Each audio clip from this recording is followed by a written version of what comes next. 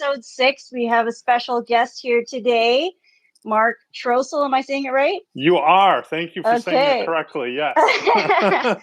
So VP of RAM and Mopar design.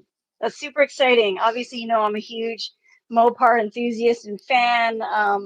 We've spoken together at the SEMA show quite a few times. And as you can see, my jacket, everything behind me is all Mopar. So Awesome. Same with me, actually. Yeah. yeah, it's like a part of our blood. That's right. Yes, absolutely. Actually, we joke about that, saying that I always say I bleed Mopar blue. So Blue. Oh my yeah, God, I say the yeah. same thing. Awesome. Yeah. So obviously I was telling you this is unscripted and we kind of just chat about, cars and things that you've worked on. And one of the things that I already mentioned is the SEMA show. And obviously that's coming up in a month and a bit.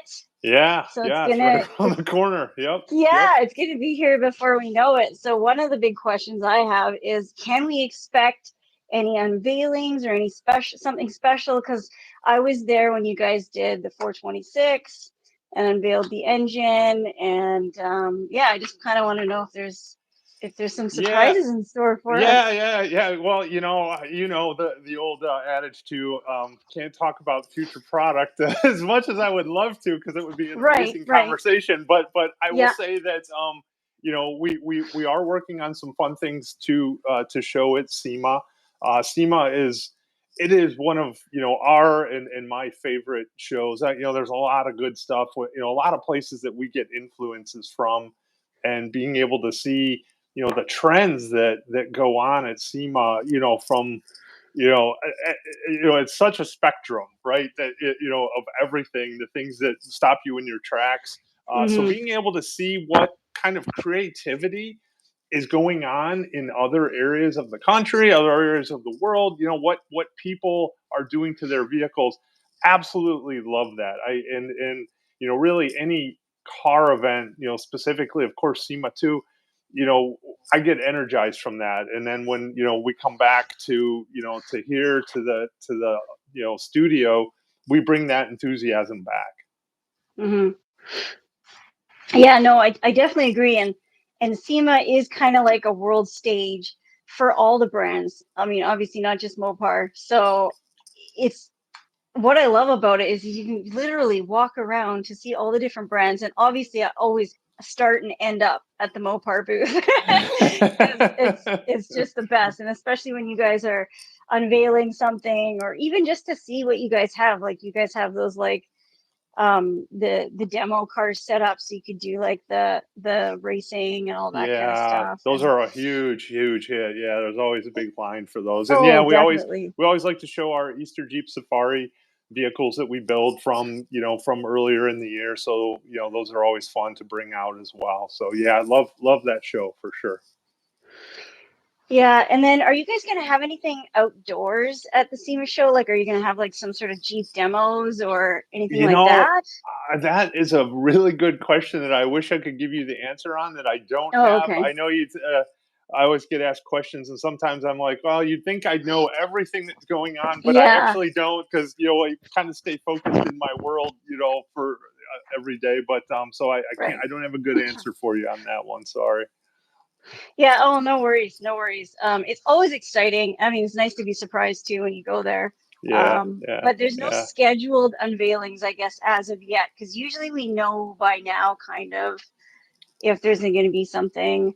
But transitioning, sorry, go on. No, yep, keep going. I don't want to interrupt you. I was going to say, transitioning from that, we can talk about something that you already unveiled, and that is the Demon 170, and it's amazing unveiling from the skies.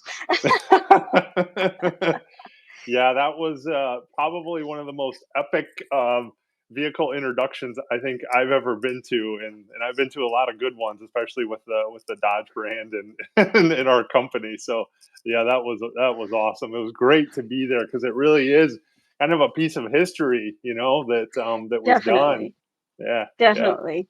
And I mean, you guys had like the grandstands full of fans, and it was on the drag strip, right?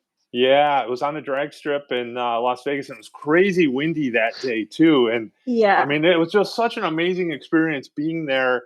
For one, like you say, with with Mopar owners and fans, and there was racing going on, and then there's a military aircraft flying by, every 20 minutes. It was just like complete visceral overload of like everything, and visual and the sounds, and then to bring it all together with the introduction of that car, it was certainly a memorable one for sure.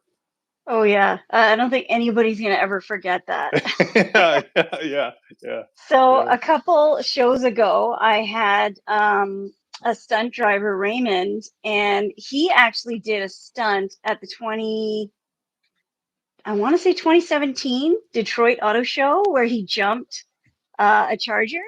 So I actually had him on the show, and we were talking about the Demon 170 and all the different stuff. And I thought, wow, like, and I kind of looked back at all the different things that you guys do at the Detroit show, and then you had this, and I'm like, oh man, wouldn't that be cool if they did something just wild at the SEMA show? Yeah, yeah.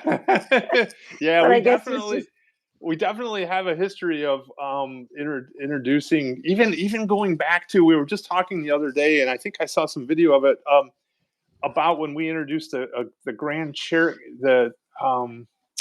the Grand yes, Cherokee at yes, the Detroit Auto going through Show. the glass.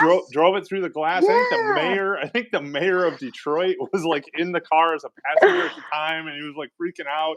yeah, And then yeah. I yeah, just saw that too. yeah, there was a Ram introduction where I think they had like cattle going down Cattle, Jefferson yeah. Avenue out in front of, on Woodward, out in front of the convention center. Hmm. So yeah, we definitely have a good reputation of some pretty Yeah, memorable introductions. for sure. It's definitely like trailblazers. Yeah. Um, yeah, I couldn't believe it when I saw that. I was like, they drove through a sheet of glass to show that you were, like glass breakingly amazing or something. Yeah, yeah, yeah, yeah.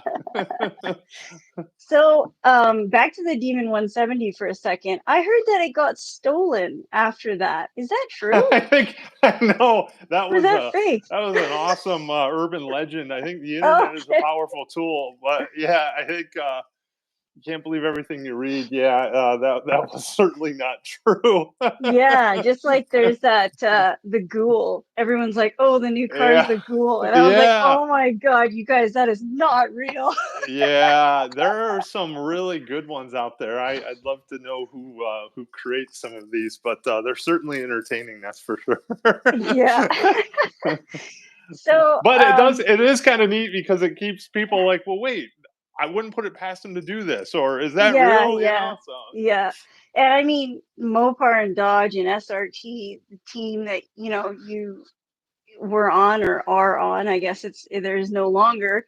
But you guys are always continuing to push the limits and make these street legal cars unbelievably fast. yeah, And yeah, it's crazy. I mean, I've got, as you know, I've got the Super B, the 2014. So it's the last year it was made. And I mean, at that time, 6.4 liter 392 is like, to me, that's just crazy. And yeah, then, the yeah. Hellcat comes out, and then you guys are just like pushing the bar up higher and higher and higher. And it's like, what other brand, I mean, in my opinion, is doing that to that level? Yeah, yeah, it's definitely, it's, I will say that, and it kind of goes back to what we were talking about, even with, being at shows and connecting with, people, like-minded people like yourself, Hmm. and customers, Hmm. because, there's a lot of us here that work on these products that feel the same way and have the same passion. Even though I get to work on it every single day, the passion is still there for the brands, for the vehicles to perform, for them to be the benchmark. And we get fueled by the feedback and the responses we get from people. So it's great that it keeps the energy alive on those cars, and we've been able to just continue to push the boundaries with them, and obviously ending with the 170. So it's pretty Hmm. awesome. I do love the way you guys just embrace the enthusiast community and the Mopar community, and you've recognized that it's become this culture.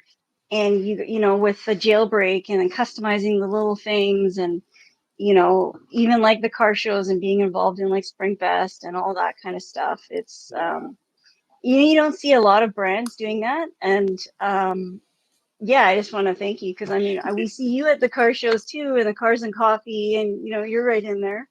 Yeah, and well, thank you for that. And honestly, I truly believe this, that our design office organization here in Auburn Hills, led by Ralph Gilles, is we always talk about this as within our studios and with our office here, that we are a family, and we are a pretty strong community here, and we're very passionate. And I Hmm. I truly believe that that transfers over into, like I was saying, that we're enthusiasts as well, and we attend like Spring Fest and different types of events. That Hmm. same family kind of mentality, I think, comes through, and we get that same feedback from our customers, and it just kind of brings us all together. So to me, it's really kind of happened organically in that we live it here every day. But then to go and talk to people and have that same kind of, even though they're not here with us every day, they're here spiritually, if you will, right? That Right. same Yeah. that emotion and enthusiasm, I think, kind of fuels us. And then like being accessible to, like you guys being accessible to the fans and the people that are buying the product, that they're able to talk to you at the SEMA show or any other show. That's something that a lot of people are not used to. Yeah. And I'm also a diecast collector, so like diecast cars and Hot Wheels, and I interview and talk to lots of the designers. And in that world, that's kind of normal. But in the automotive world, it's like, oh my God, I'm talking to the person that helped design the car that I'm driving every day. Like that's just it's unheard of, right?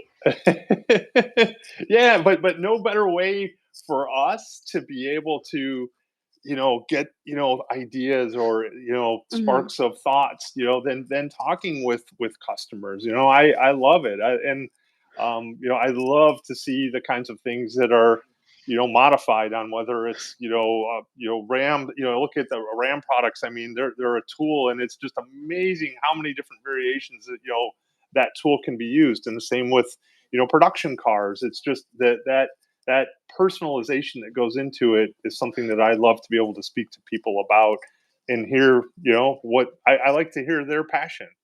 Hmm. Um, so can you tell us a little bit about kind of how your career started and things that you've worked on? Yeah. And so, always knew I wanted to be a car designer. Went to design school. In fact, for any one of your listeners, we every year we do a contest called, so I'm going to self promote this here, Drive for Design. Oh, right, yeah. And it's a car design competition for high school students, and we rotate through different brands, and one of the winners actually this summer was a high school student who sat in our design studio. So but and really, that was how I got kicked off in my careers. I knew about automotive design through my father, and I loved cars, and I grew up around them. And so I when I was in college, I interned at General Motors, and I interned here at Chrysler, and at Chrysler at the time, as it was Hmm. called. And the Viper had just been shown as a concept, and some amazing concepts under Tom Gale era of design. And I was like, I got to be at that company. I got to be there. I want to be there. And I'm so glad. I'm so glad I came here versus going to some other places. And I think my passion for cars, just organically happened with my job too. I was into road racing, doing SCCA road racing and autocross, and that turned into me making trying to get my hands involved with Mopar skunkworks things that were going on around here. Everyone always needs a good car designer, so what can I do to Yeah. help and help our Hmm. engineering Hmm. friends?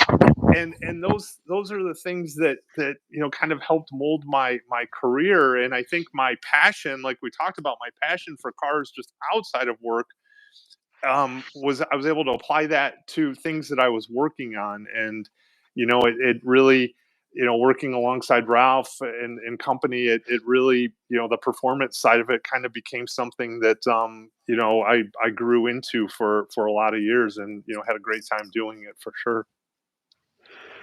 So what is one of the earliest cars that you designed or were part of a team that designed it?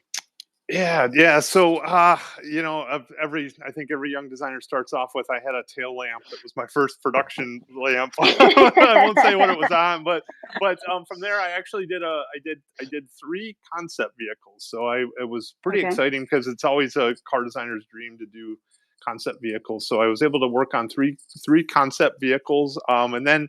One of my first performance production vehicles was the Ram SRT10 truck.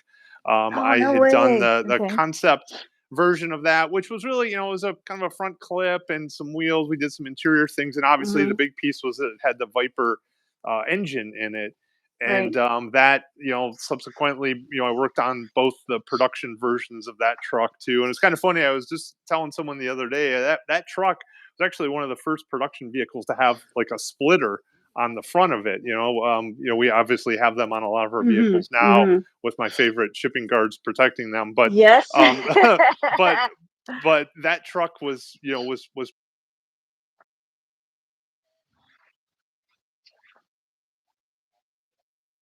Yeah. Yeah, I think your video froze there. Maybe you're getting a call or something. But I can still hear you. Oh, there you are. I actually had an SRT10 truck. I had a yellow fever. okay. Awesome, awesome. Yeah, and honestly, as soon as I posted about that, I became the most famous person in the world. Everybody loved that truck. Like I saw my Super V was cool, but oh my God, everybody was like, oh my God. Yeah. Yeah, Yeah. And it's kind of my dream to find a really clean commemorative um, Viper truck. That's kind of like one of my next things that I want to do. And I'm in love with the SRT4 neons, and I've got yeah, three currently. yeah. Um, but it's like, yeah, Some you kind of just have to have the whole set, like all the Yeah, commemorative vehicles, right? honestly, yeah, on my bucket list, I don't have anywhere to put it, but my bucket list is to get a two-door manual Ram SRT10. I'd love to Yeah, have get gotta a be black manual. one. So hopefully someday that'll happen, but we'll see. I'm I had a surprised you don't neon. have I one. had a neon when I was back in my road racing days. I had an ACR two-door neon that I did showroom stock in for a Oh, while. So the two cool. liter. So Two that door. was a Yeah, fun yeah. car. Yeah, yeah, Yeah, going I've way got back. But an '05 ACR. okay, So it's the okay, orange blast. And it's I think you guys only made like 56 total in okay. that Oh, color. that's great. That's great. Yeah, so I'm pretty stoked about that one, and that's kind of Yeah, gonna be my little race car. And yeah. it's crazy like that car was the fastest in the Dodge lineup aside from the Viper. That And is neon, unreal. Yeah, right? yeah. Who'd have thought, right? I And the price know. point was fantastic on it too. Right? Yeah. Yeah, yep. That's cool. Very cool. So what is one of your I can ask this. What's your all-time favorite car? I know it's gonna be hard to choose. Car, truck. Yeah. Do you have Yeah, one?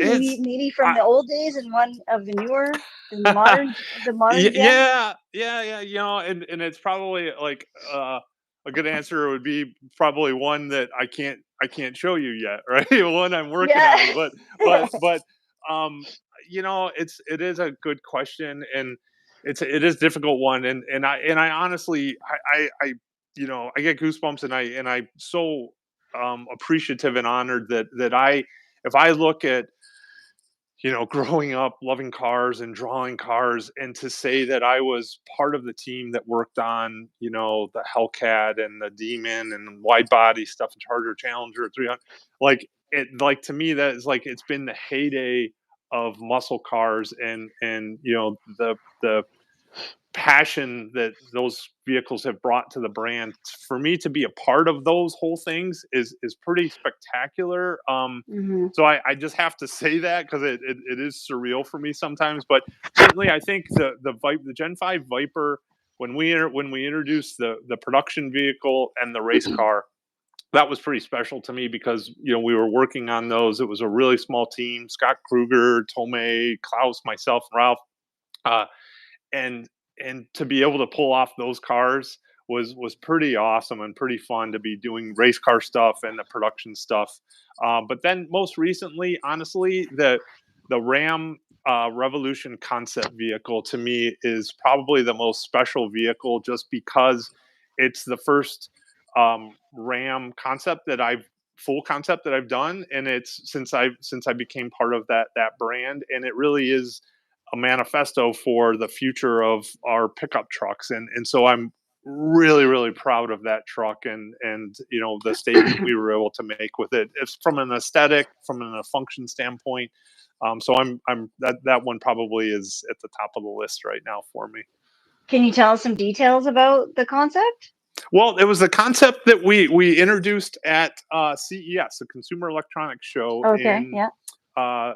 back in January, and it really, it's the face of the vehicle really represents where we want to head with our brand.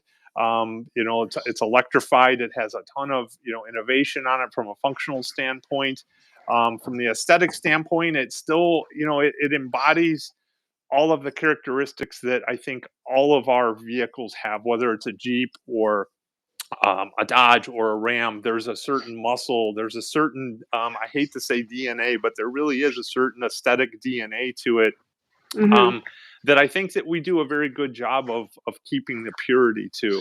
And I think that vehicle does that. And then certainly the production version is a good step towards that future as well. Mm-hmm. Yeah, CES is actually a show I've always wanted to go to.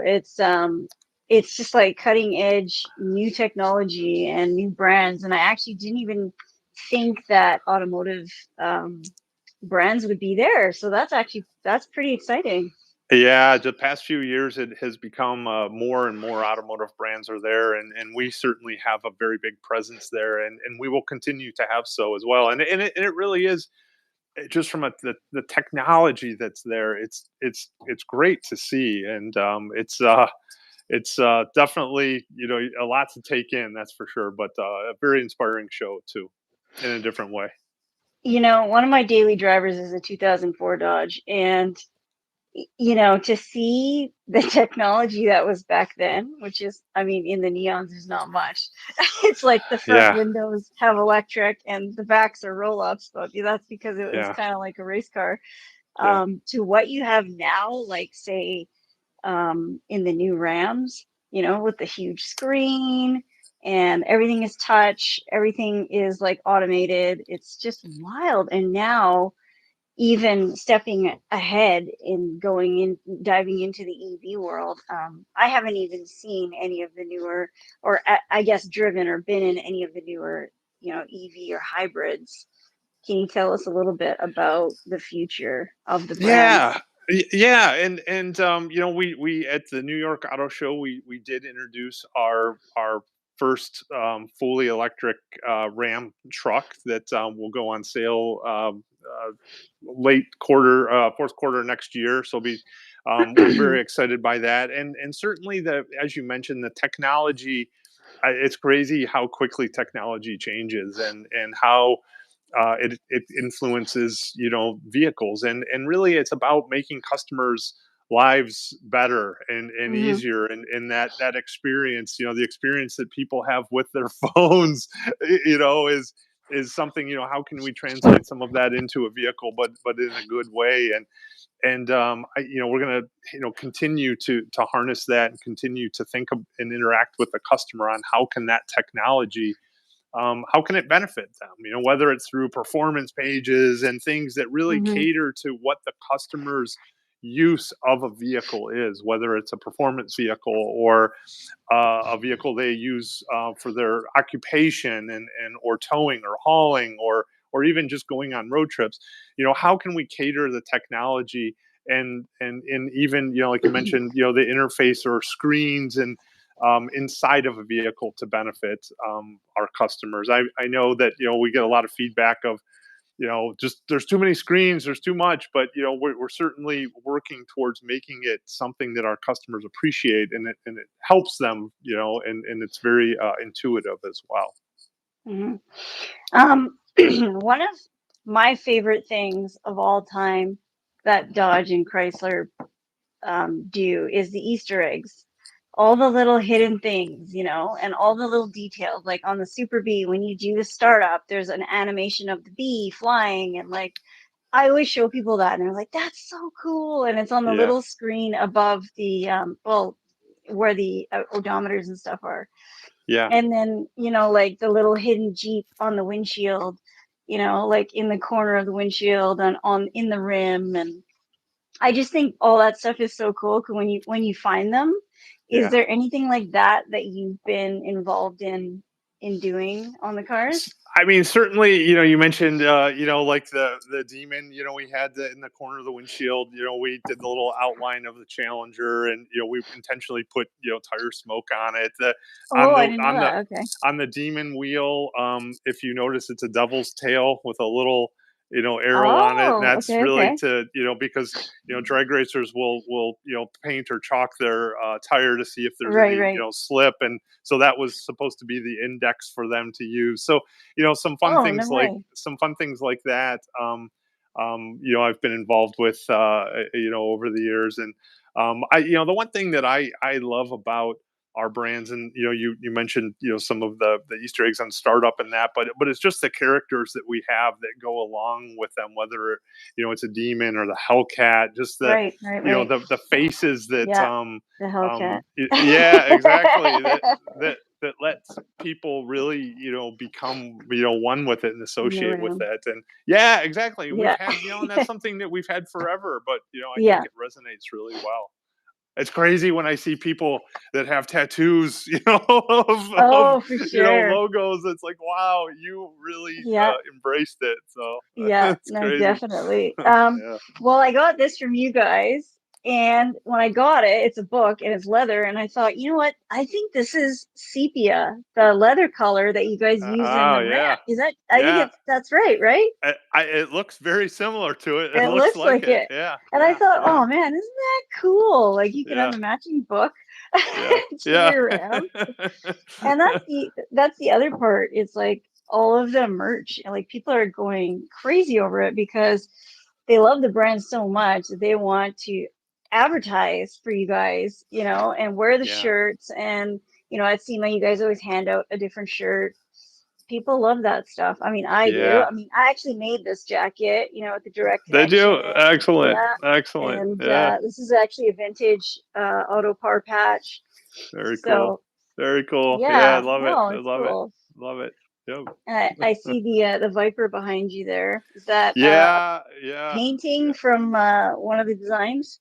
Yeah, exactly. I don't know if I can turn without knocking my Oh, I but like the yeah, stripe. I didn't see the stripe. Yeah. it's a big one. So yeah, it's pretty cool. One of my designers did that. So it's hangs proudly here in Oh my wow. office in Auburn Hills. Yeah. Oh, that's gorgeous. Yeah. Yeah.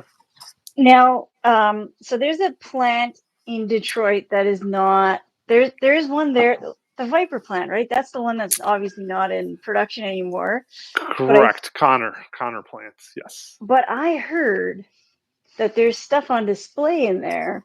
And I there's some really cool stuff in there. You really put me on Uh, the spot. Yeah, yeah, yeah. Well, we do have some historical vehicles that through we've accumulated over the years, and that's that is one of the facilities that we utilize to store some of those significant vehicles. So yeah. Well, I know I I won't didn't mean to deny put it. you on, yeah, I didn't mean to put you on the spot. And I know you guys don't do tours and you guys kind of do your own in-house events there.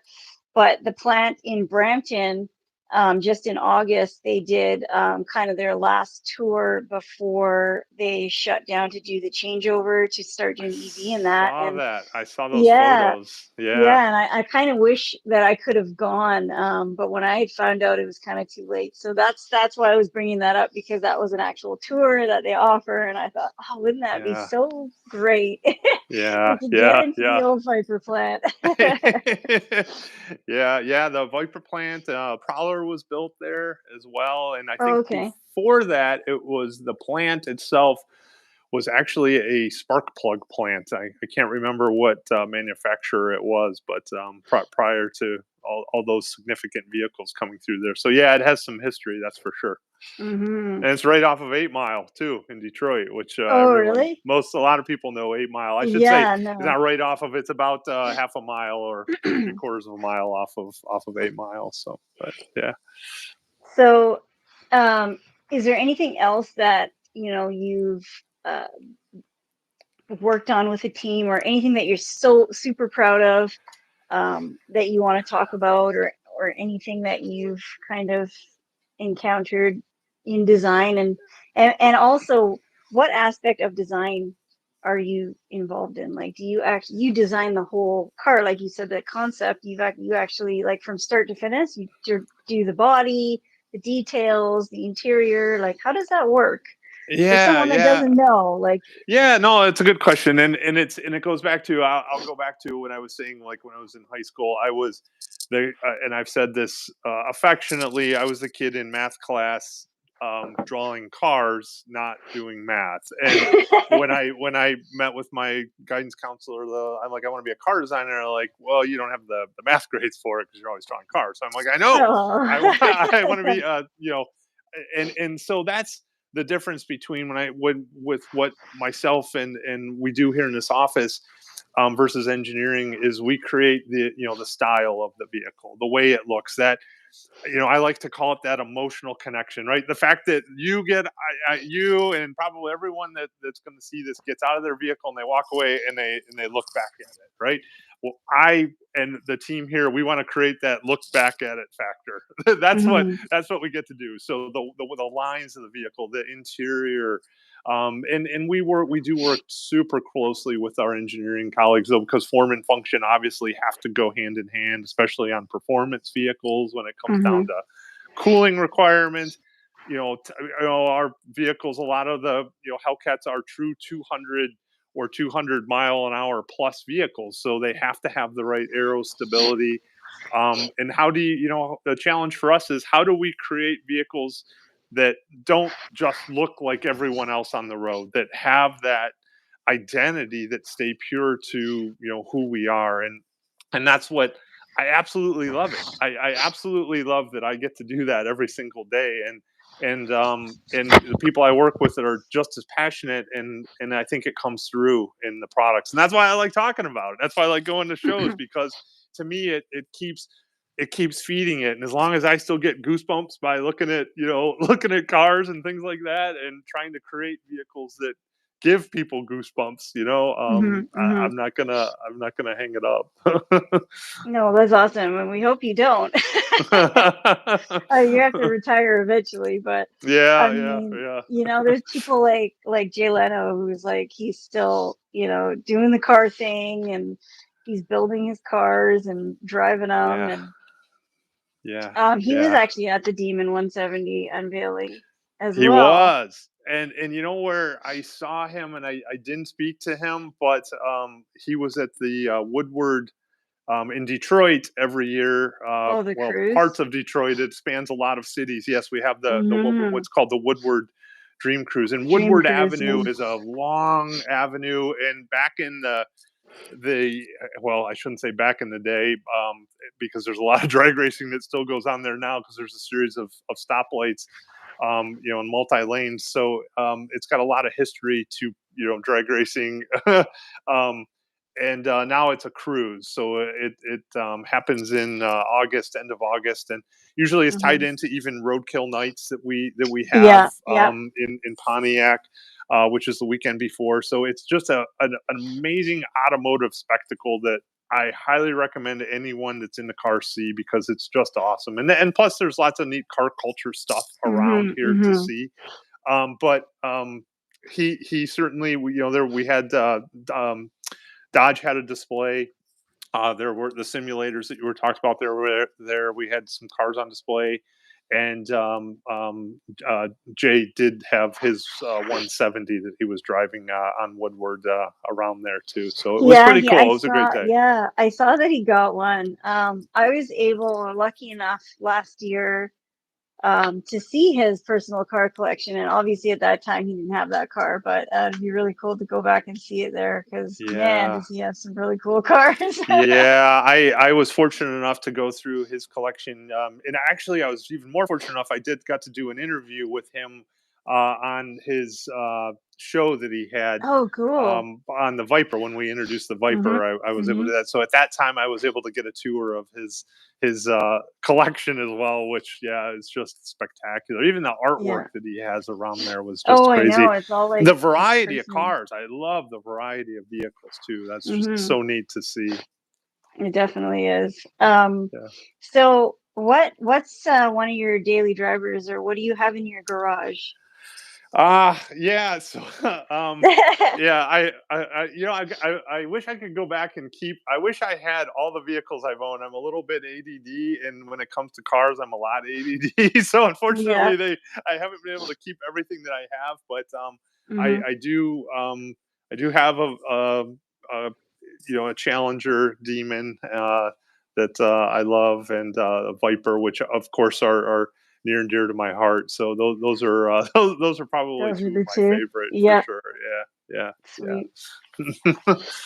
Yeah, no, I'd like to get a Viper one day as well. But I think I want like a 96 or something like that. One of those. Yeah, I like that year. to me, a '96, the blue and white Mhm. coupe is like one of the most significant and still one of the coolest cars, and it's Oh, pretty beautiful. rare for the most part. Mhm.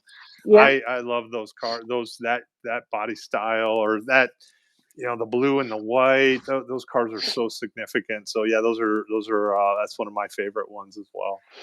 And one of my like absolute dream car that I'm gonna have it one day. I should say that instead of saying I want it is a Superbird. Oh Um, yeah, yeah, yeah, that or a Daytona, but I think a Superbird. It's funny when I was reading this, like lots of stories about it and the history, and when I first came out, like everybody thought it was ugly, yeah, and yeah. then they started racing them, the Daytonas, and because nobody liked that nose cone and the big wing, and now everybody loves wings. Like I love wing Yeah. cars, that's why I love the neons, right?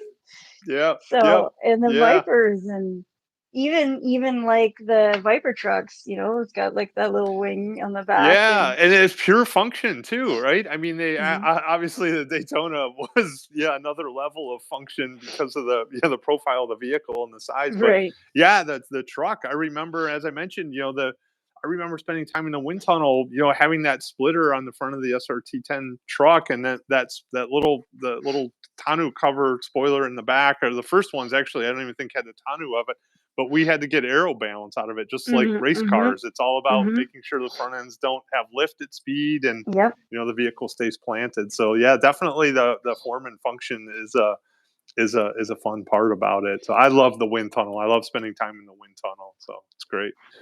Even like back to like design and how you guys kind of paid homage to a lot of those little details, like the wings and on the Charger and the Challenger, and you guys tried to bring it back to the old school so that somebody that had a Charger as their first car or something like that growing up, now can buy the modern Charger and relive all of that.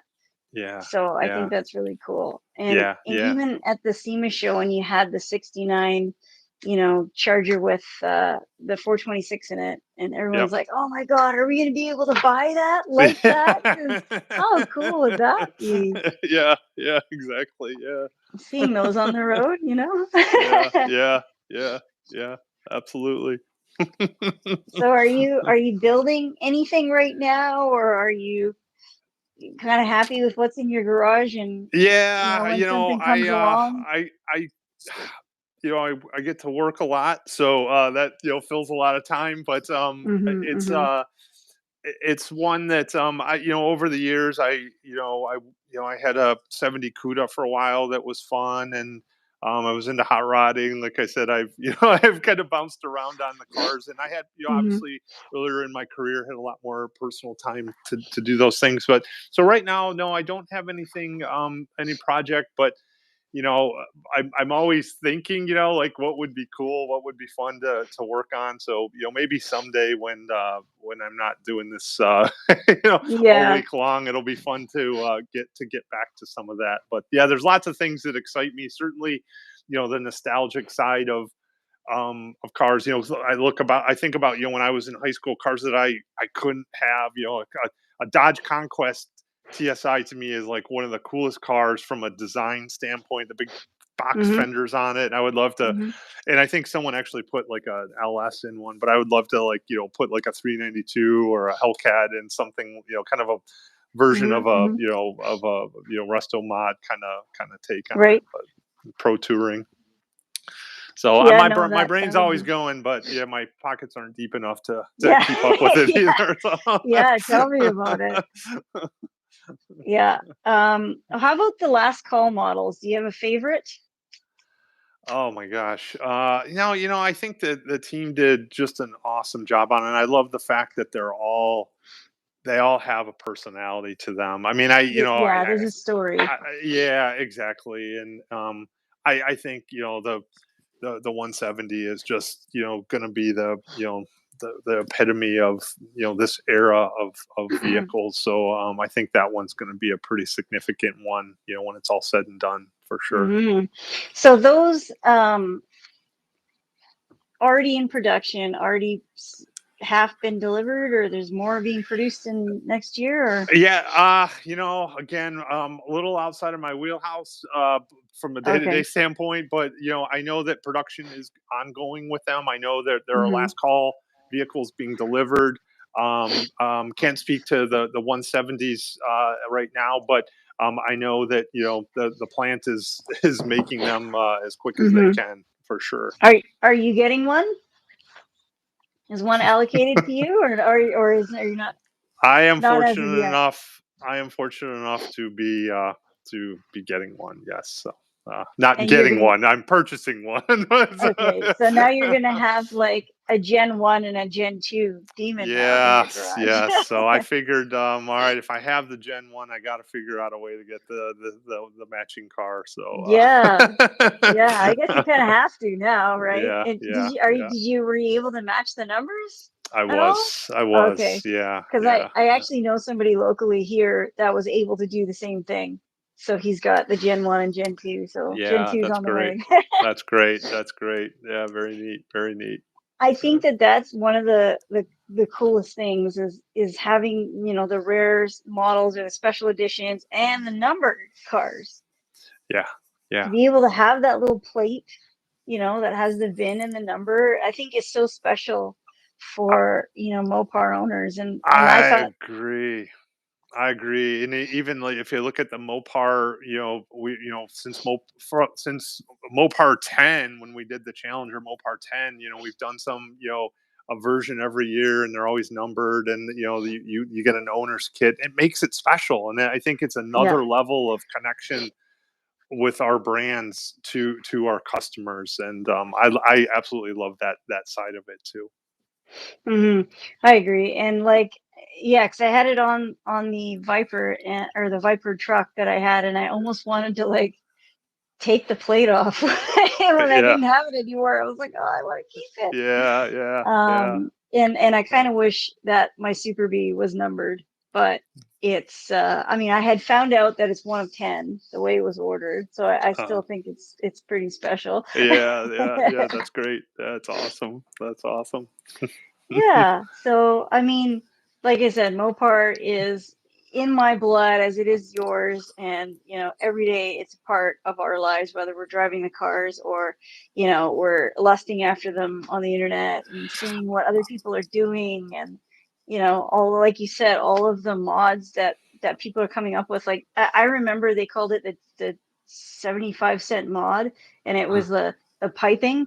There was these colored piping, welt piping that they were putting in between on the door panels, and like that was one of the first mods I remember seeing, and I was like, wow, like personalizing, your car. And even like I started off with a V6, and that's what I kind of started doing, all these little mods, because the Dodge community all came together, and it didn't matter if you didn't have the V8 in your engine Yeah, bay, like that's what I think is so exactly. cool about the movement. It is a movement, don't you think? Oh yeah, absolutely. I absolutely, I'm with you 100%. And actually, like as you were talking about, I was just thinking about not to keep going back to shows and that, but Hmm. talking good friends that I've come to know through these cars, through going to Hmm. different shows and events, Hmm. and I've have some of my best friends in the world now because I've met them through